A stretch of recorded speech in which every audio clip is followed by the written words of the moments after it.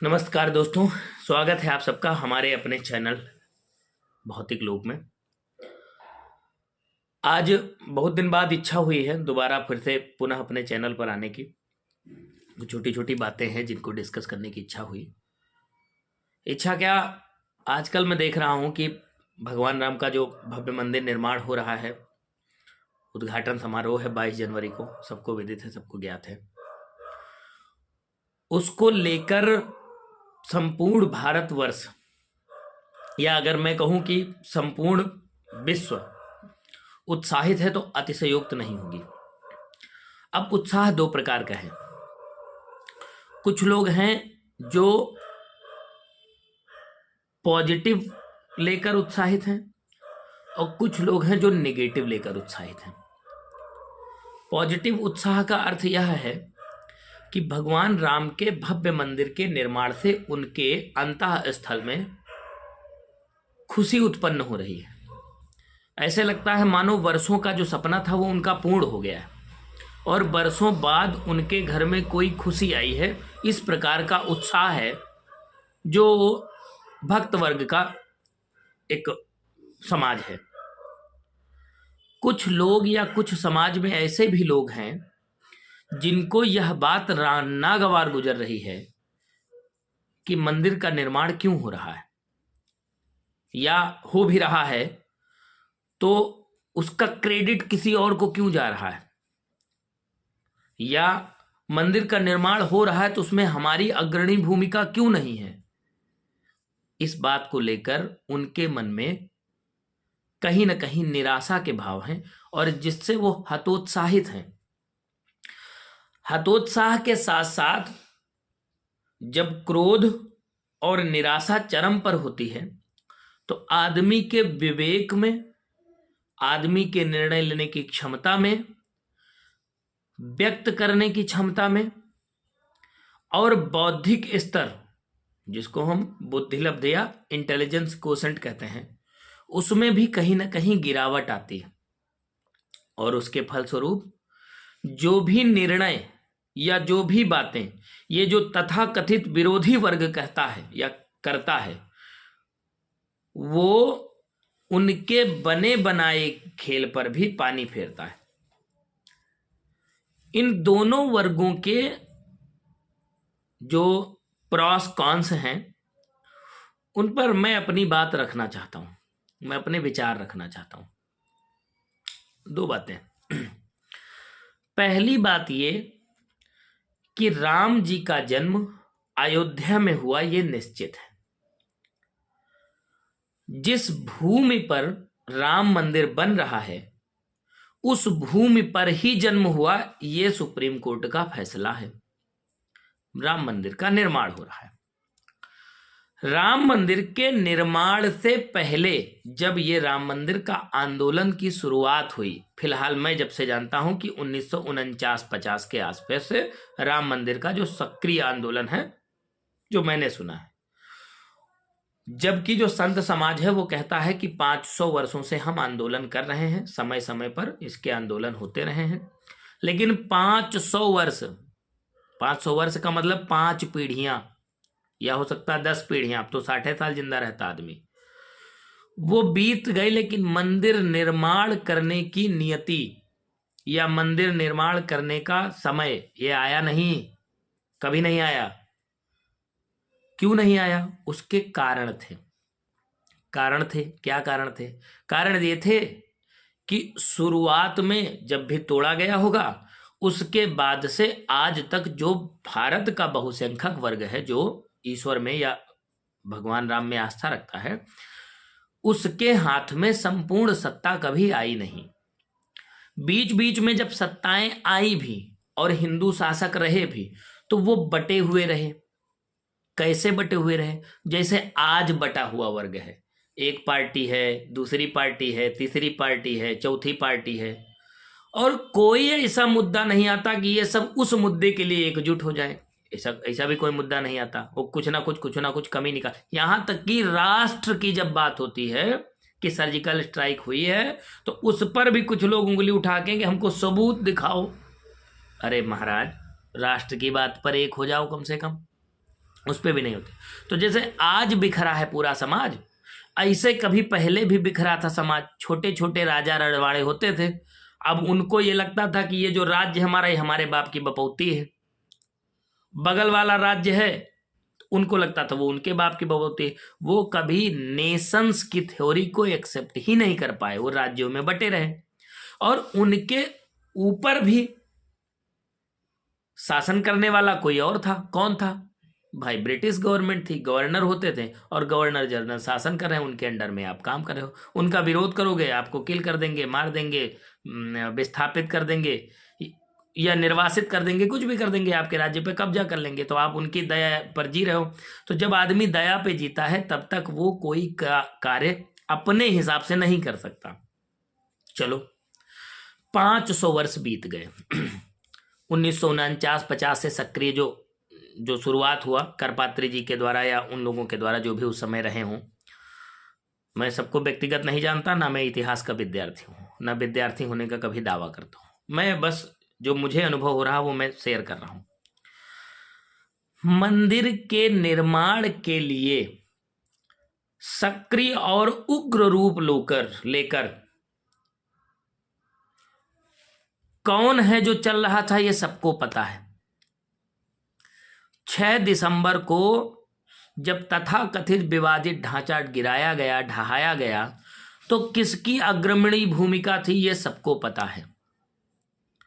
मंदिर निर्माण के लिए 1998-99 के बाद से कोई भी जो चुनाव लड़ने से पहले कुछ बिंदु दिए जाते हैं, आदमी अपना जो है एजेंडा निर्धारित करता है, तो वो कौन सी पार्टी है जिसके एजेंडे में सबसे ऊपर लिखा रहता था मंदिर निर्माण हम करेंगे, ये सब जानते हैं। तो अगर मंदिर के निर्माण का रास्ता प्रशस्त हो गया है, तो उस पार्टी को अगर क्रेडिट मिल रहा है, तो उसमें किसी अन्य को कोई तकलीफ नहीं होनी चाहिए। एक बात। दूसरी चीज, आप अक्सर कहते थे, आप विपक्ष में बैठे हैं, आप अक्सर कहते थे कि केवल मंदिर मस्जिद की राजनीति जो है वो देश में रह गई है, बाकी नहीं होता कुछ, विकास पर बात ही नहीं। अब करो ना, 22 जनवरी मंदिर के मुद्दे की अंतिम तिथि, उद्घाटन हो जाएगा, साधारण आम जनता के लिए दर्शन के लिए खुल जाएगा। खुलने के उपरांत आप क्या करो, वो मंदिर का काम खत्म, वाइंड अप, मेंटेनेंस के फेज जिंदगी भर चलती, वो चलता रहेगा, काम हो तो मुख्य मंदिर का काम खत्म हो गया। अब कह दो कि इसके क्रेडिट से फला पार्टी को बहुत फायदा होता है, आपको नहीं होता है। आपके पास अयोध्या छोड़कर मथुरा है, मथुरा में भी भगवान श्री कृष्ण का जन्म हुआ है। विवाद जो सुना है मैंने, मैं हकीकत नहीं जानता, सुना है कि वहां पर भी विवाद है। जो कृष्ण जन्मभूमि है वहां पे ईदगाह और वो जमीनें हैं। आप अगर आस्था रखते हैं और आप जानते हैं कि मंदिर के आधार पर हिंदुओं को बांधा जा सकता है, तो आप पहुंचिए वहां। वहां जाने के बाद आपको कौन रोका कि आप उसके लिए आंदोलन ना कीजिए? आप वहां मंदिर निर्माण का आंदोलन कीजिए, आप अपने आप को हिंदू हृदय सम्राट घोषित कीजिए। तब तो आपकी पार्टी के कार्यकर्ता, आपकी पार्टी के कुछ लोग, जो केंद्र में विपक्ष रहा उसके कुछ लोग तो कहते हैं राम तो काल्पनिक है, राम कहीं है ही नहीं। जिस राम का जिक्र रामायण में मिलता है, महाभारत में मिलता है, जिस राम का जिक्र वाल्मीकि ने जो रामायण लिखी उसमें मिलता है, उनको भूल जाओ। जिस राम का जिक्र कबीर दास करते हैं, कबीर दास के तो सेक्युलरिज्म पर कोई इफ बट नहीं है ना। कबीर दास को तो मानते हैं कि वो दोनों पक्षों को लेकर चलते थे। मुस्लिमों को भी कहते थे कि कांकर पाथर जोड़ के मस्जिद लई बनाए, ताचड़ी मुल्ला बाग दे का बहरा हुआ खुदाए। और हिंदुओं को भी कहते थे कि पाहन पूजे हर मिले तो मैं पूजू पहाड़, और ताते यह चाकी भली पी सिखाए संसार। मतलब कबीरदास तो सांप्रदायिक नहीं थे ना, वो तो तटस्थ व्यक्ति थे। तो तटस्थ व्यक्ति जब ये कहता है कि दुल्हनी गावहु मंगलाचार और मोरे घर आए हो राजा राम भरतार, it means he also believes in the existence of lord Rama. Lord कहना भी गलत बात है, भगवान राम। तो अगर वो भी बिलीव करते हैं तो उनकी भी बात को आपकी पार्टी के कुछ लोग जो बहुत तथाकथित दिमागवादी आदमी हैं, वो कहते हैं कि राम तो काल्पनिक है भाई, ये महज बनाई गई स्टोरी है, कहानियां हैं, इनके अतिरिक्त तो कुछ भी नहीं है। कुछ लोग तो ऐसे हैं जो कहते हैं हिंदू धर्म एकदम गलत है, ये फर्जी है, हिंदू कोई धर्म नहीं है, धर्म संस्कृति है, जीवन की एक पद्धति है ना, वह संस्कृति वह पद्धति जो वेदों में आस्था रखता है उसी को हिंदू या सनातनी कहा जाता है। वेदों में आस्था, ईश्वर की बात नहीं है, क्योंकि हम वेदों में आस्था रखने वाले लोग हैं, और वेदों में जो आस्था रखे वो आस्तिक, और जो वेदों में आस्था ना रखे वो नास्तिक। यानी हमारे यहाँ जो नास्तिक है वो भी हिंदू है, अवास्तिक है वो भी हिंदू है। वसुधैव कुटुंबकम का नारा लेकर चलने वाले हम लोग हैं। तो जहां हमारे भगवान का जन्म हुआ, अगर वहां एक छोटा सा मंदिर बन भी जा रहा है तो किसी को कोई आपत्ति नहीं होनी चाहिए। चलो है आपत्ति, कोई बात नहीं, विरोधी दल है भाई, विरोध करेंगे, कोई बात नहीं। कुछ छोटी छोटी बातें मुझे इन सनातनियों की नहीं समझ में आ रही। बड़े लोग हैं, इतने बड़े पीठ पे हैं कि चाहे मेरे 10 जन्म हो जाए वहां तक पहुंच भी नहीं पाएंगे, हो सकता कभी दर्शनों न करने जा पाए। बड़ी बड़ी पोजीशन है, पोस्ट है, शंकराचार्य कहते हैं जिनको। शंकराचार्य वो पद है जहां तक हम जानते हैं कि भारत में सनातन को पुनर्स्थापित करने का काम शंकराचार्य ने किया। एक छोटी सी बात समझनी चाहिए कि जब 500 वर्षों में जब मंदिर का निर्माण नहीं हो रहा था, भगवान राम निर्वासित थे, भगवान राम पंडाल में रह रहे थे। राम नहीं, राम की मूर्ति, राम कहीं ना पंडाल में अभी भी हैं ना मंदिर में रहते हैं, राम नहीं रहते हैं। That is just only a symbolic representation of lord Rama to concentrate a person on them. केवल क्या करना है, एकाग्र करने के लिए। बाकी भगवान सब जगह कण कण में विद्यमान है, ऐसा हमारा शास्त्र धर्म कहता है। तो जब 500 सालों में ये हो रहा था, आज वो लोग जो कह रहे हैं कि फला पार्टी के लोग केवल एक अपने राजनीतिक फायदा के लिए मंदिर का उद्घाटन समय से पहले कर ले रहे हैं। मंदिर का उद्घाटन, मंदिर अभी पूरा बना नहीं है, उसमें प्राण प्रतिष्ठा की जा रही है। ये कौन कह रहा है? ये बड़े बड़े लोग जो शंकराचार्य जी जैसे लोग हैं, जो हमारे लिए बहुत पूजनीय हैं, वो कह रहे हैं उनमें प्राण प्रतिष्ठा की जा रही है। नहीं होना चाहिए, शास्त्र सम्मत नहीं है। क्यों कर रहे हैं? क्योंकि इसके बाद अभी आचार संहिता लग जाएगी, तो आचार संहिता के बाद फिर एक सब कार्यक्रम हो नहीं सकते। हाँ, तो हो सकता है कि वो यही भाव हो उनके मन में, कि उनको हो सकता है ये बात पता हो कि हाँ इसके बाद नहीं हो सकता है। हो सकता है वो ये भी जानते हो कि ये जो कार्य है ये पूर्णतः शास्त्र सम्मत नहीं है। और जैसा आप कहते हैं कि कोई बहुत बड़ा समय भी नहीं बीता जा रहा है, कि नहीं बहुत जल्दबाजी में कोई निर्णय लेना है, समय से निर्णय लेना है। आपके पास समय है, आप आज की बजाय अगले साल कीजिए, उद्घाटन कर सकते हैं। हाँ बिल्कुल, लेकिन महाराज वो मंदिर बनने का मार्ग प्रशस्त करना और सनातन धर्म को एक ऊंचाई देना, उसके लिए एक राष्ट्रवादी पार्टी की आवश्यकता है। और राष्ट्रवादी पार्टी राष्ट्र का निर्माण तभी कर पाएगी जब वह सत्ता में रहेगी। तो सत्ता के लाभ के लिए ही सही, अगर वो किसी तरीके से मंदिर का ही या भगवान के नाम पर ही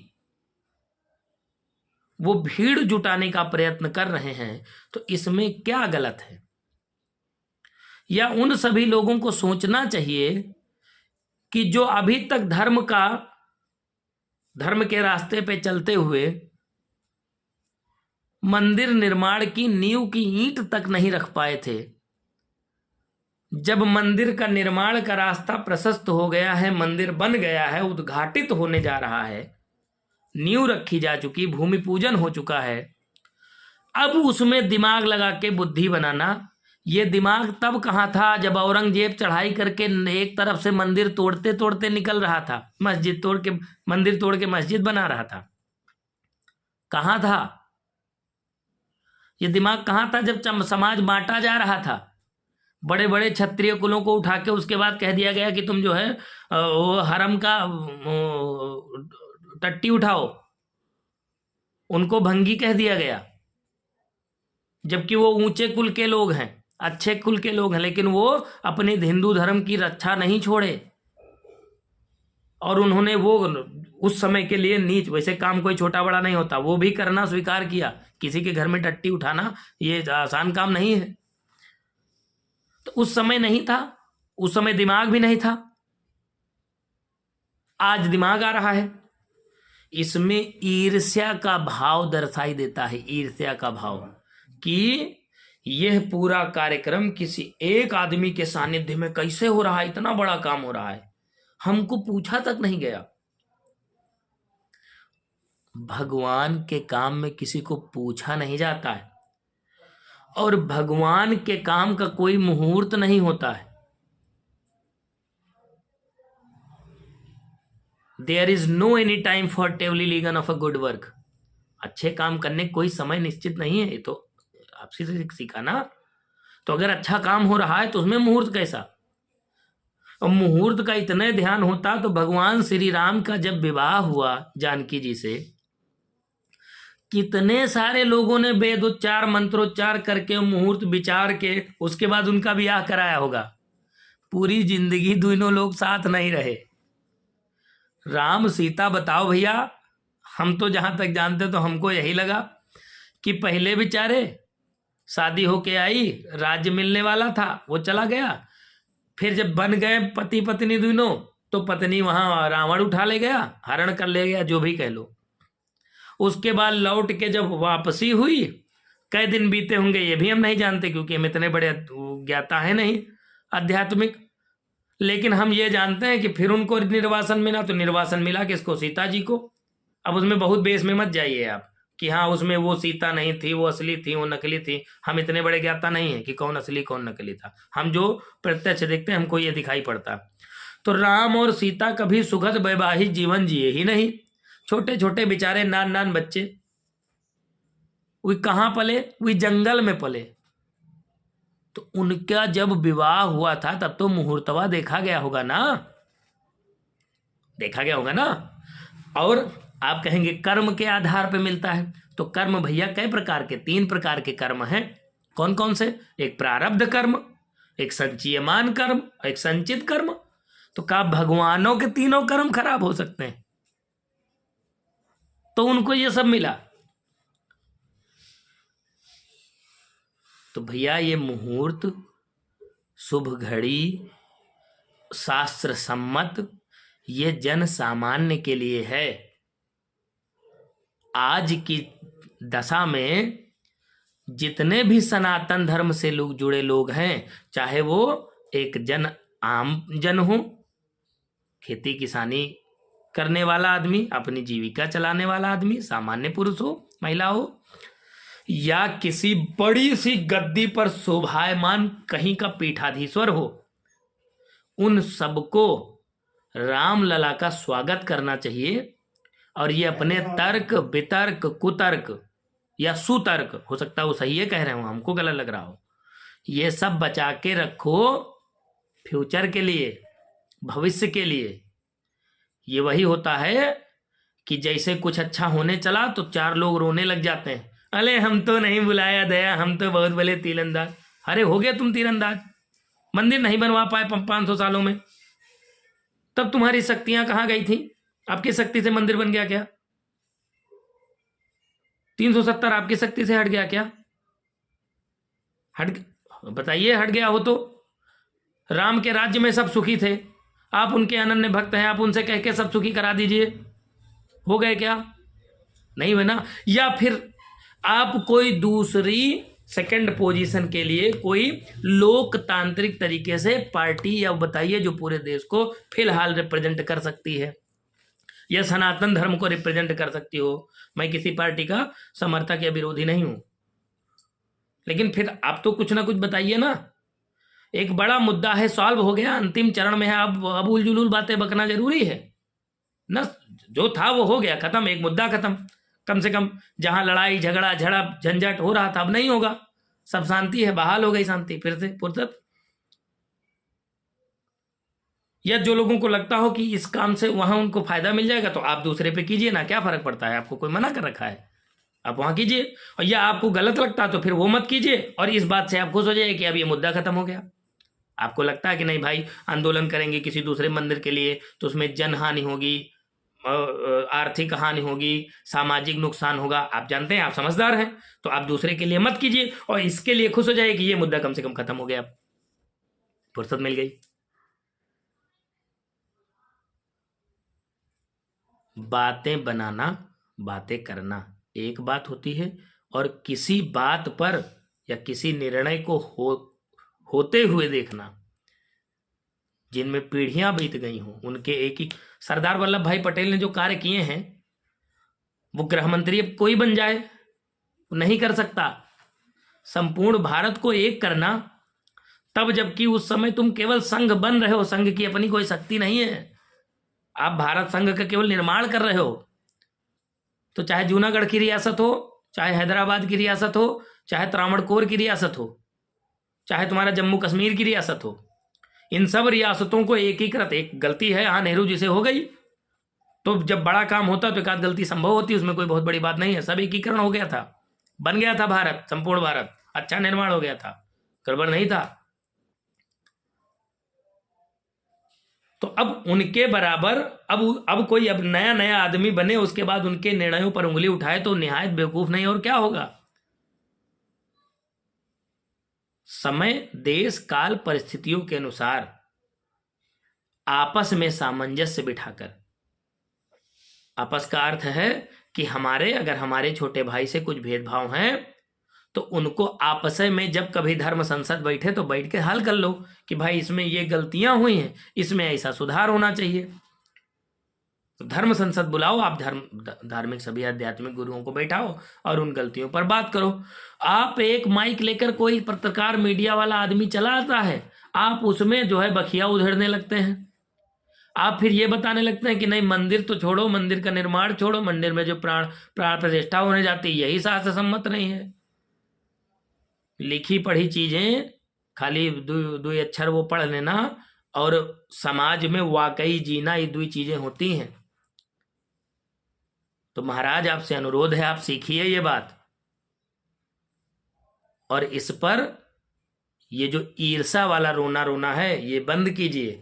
और अगर आप सच्चे भक्त हैं तब तो आप जानते हैं कि ईश्वर कण कण में है, मंदिर बने या ना बने। मंदिर का निर्माण हो गया, कोई क्रेडिट ले गया तो ठीक, नहीं हुआ नहीं लिया क्रेडिट तो ठीक, आपको बुलाया गया तब भी आप ईश्वर के हैं, आपको नहीं बुलाया गया तब भी आप ईश्वर के हैं। आप तो ये जानते हैं, आप तो बुद्धिमान हैं। और एक बात, आप ही तो कहते हैं कि आदमी अपने मन से कुछ नहीं करता, सब ईश्वर कराता है। अगर इस बात पे आपका भरोसा है, विश्वास है, तो फिर मोदी जी से हो सकता है ये सब कराया जा रहा हो, ईश्वर करा रहा हो, थोड़ी ना कर रहे हैं कुछ। आपको जन सामान्य तक ये बात पहुंचानी है कि सनातन धर्म की। और एक बात है, आपकी गद्दी, आपका ये जो बना हुआ है चारों तरफ एक ओहदा, ये तब तक सलामत है जब तक ये सनातन धर्म सलामत है। नहीं, पाकिस्तान के ओहदेदार कहाँ गए? हिंगलाज माता का मंदिर तोड़ा गया, वहां के जो रहे होंगे पुजारी पीठाधीश्वर जो भी, सब कहाँ गए? बांग्लादेश के हिंदू कहाँ गए? म्यांमार के हिंदू, मलेशिया के हिंदू कहाँ गए? कहाँ गए भाई? कंधार जिसको अफगानिस्तान कहते हैं, अब वहां भी तो हिंदुओं का राज था। अरे शकुनीय राजा था वहां का, हिंदुए तो था, सनातनीय तो था। उसके बाद से कंधार खत्म, उज्बेकिस्तान, कजाकिस्तान, तुर्कमेनिस्तान, ये सब कहाँ गए? तो जहां मूल सनातन की भावना की बात हो तो वहां अगर कुछ कमियां भी है तो मुझे लगता है उसको इग्नोर किया जाना चाहिए और अपना बड़प्पन दिखाना चाहिए कि हाँ, मेरी तरफ से खुले हृदय से स्वागत है और हमारा आशीर्वाद है, और जो कुछ कमियां हैं उनको बैठकर हम अपने आप बड़े हैं, आप अपना बड़प्पन दिखाइए। आपको ये ईर्ष्यालु रोना अच्छा नहीं लगता। जय हिंद।